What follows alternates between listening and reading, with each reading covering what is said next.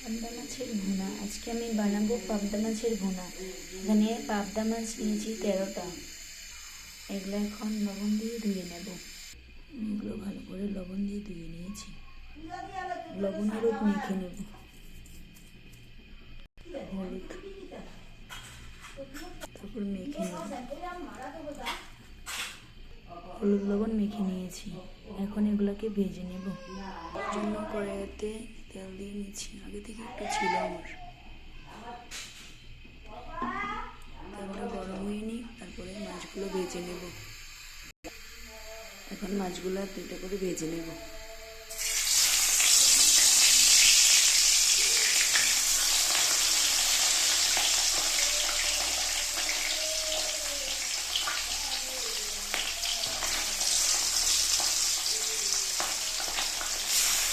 চারটা করে ভেজে নেব, কারণ মাছগুলো সবগুলো একসাথে দিলে লেগে যাবে।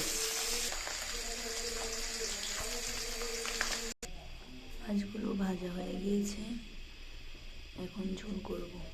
ঝোলের জন্য মশলা নিয়েছি জিরা, ধনে, আদা, হলুদ, লবণ, কাঁচামরিচ, শুকনো মরিচ। ফোড়নে দিয়ে দেবো শুকনো মরিচ,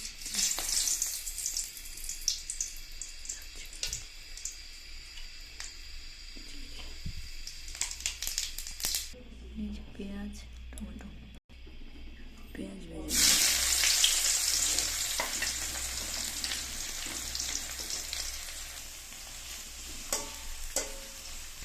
পেঁয়াজগুলো হালকা ভাজিয়ে মশলাটা দিয়ে দেবো। কষিয়ে নেব। টমেটোটা দিয়ে দেবো।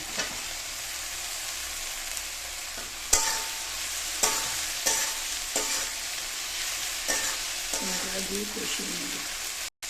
মশলা কষানো হয়ে গিয়েছে, এখন ঝোল দিয়ে দেবো।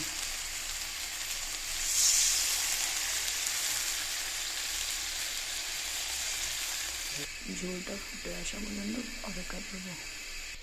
মাছ দিয়ে দেব। ধনে পাতা কুচি দিয়ে দেবো।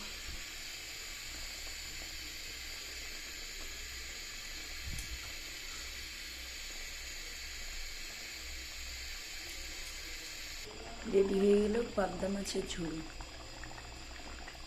এখন নামিয়ে নেব। রেডি আমাদের পাবদা মাছের ঝোল। কেমন হয়েছে সবাই জানাবেন প্লিজ কমেন্ট করে। গরম ভাতের সাথে দুপুরবেলা জমে যাবে।